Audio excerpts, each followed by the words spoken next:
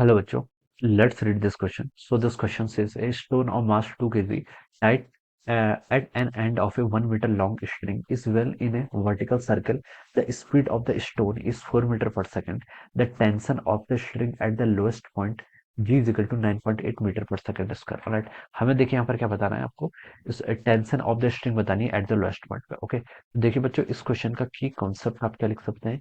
The key concept of this question, इस question में देखिए आपको टेंशन बतानी है स्ट्रिंग पर आपकी at the lowest point. Right, तो इस क्वेश्चन का की कॉन्सेप्ट देखिए क्या लिख सकते हैं, टेंशन इन स्ट्रिंग लिख सकते हैं, या फिर देखिए आपका एक सर्कुलर मोशन है, this is a vertical circular motion का आपका एक केस है। ओके, और कौन सा केस आपका स्ट्रिंग है। ओके, एक देखिए आपने स्टोन को क्या कर रखा है, स्ट्रिंग से अटैच कर रखा है, और ये क्या कर रहा है आपका कंप्लीट वर्टिकल सर्कुलर मोशन कर रहा है। ओके, और इस केस में देखिए आपको क्या बतानी है, टेंशन कैलकुलेट करके बतानी है एट द लोएस्ट पॉइंट पर आपको टेंशन कैलकुलेट करके बतानी है।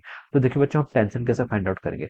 देखिए ये आपका मान लीजिए इस तरीके से केस है। ओके, ये आपका क्या है, this is a path, path of the, ये आपका स्टोन का पाथ है। ओके, आपने देखो उसको किसी स्ट्रिंग से क्या कर रखा है, इस तरीके से अटैच कर रखा है। ऑलराइट, अब देखिए हमें बताना है कि tension at the bottom, bottom point पर देखिए हमें क्या बतानी है, तो टेंशन बतानी है। ऑलराइट, तो देखिए बच्चों, जब ये बॉटम पर होगा तो इस पर देखते हैं आपका कौन कौन से फोर्स क्या कर रहे हैं, एक्ट कर रहे हैं। ओके, सबसे पहले देखिए इसके पास क्या होगा, स्टोन के पास कुछ मास है, इसके कारण इस पे mg फोर्स लगा in the vertically downward direction. Okay, mg force क्या लगेगा आपका, वर्टिकली डाउनवर्ड डायरेक्शन में आपका mg फोर्स लगा।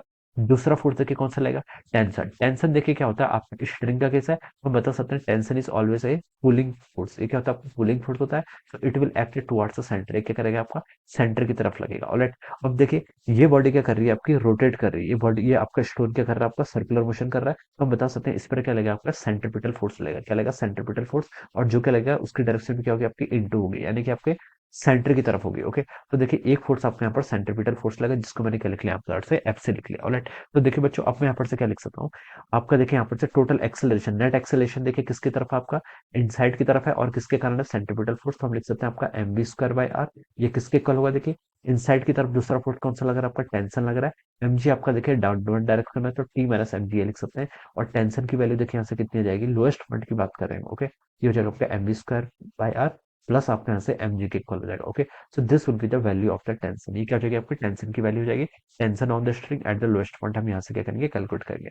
अब देखिए बच्चों, मास आपको क्वेश्चन में गिवन कर रखा है, मास कितना देखिए आपका 2 kg, वी कितना देखिए आपकी स्पीड क्वेश्चन में देखिए गिवन करके, the speed of the stone is 4 metre per second square. Okay, तो अब इसको 4 का स्क्वायर कर लीजिए, डिवाइडेड बाय आर। आर क्या है देखिए, इसकी रेडियस, रेडियस देखिए क्वेश्चन में कितनी गिवन कर रखी है, स्ट्रिंग की लेंथ कितनी है आपकी, 1 मीटर के इक्वल, तो यहाँ से 1 हो जाएगा।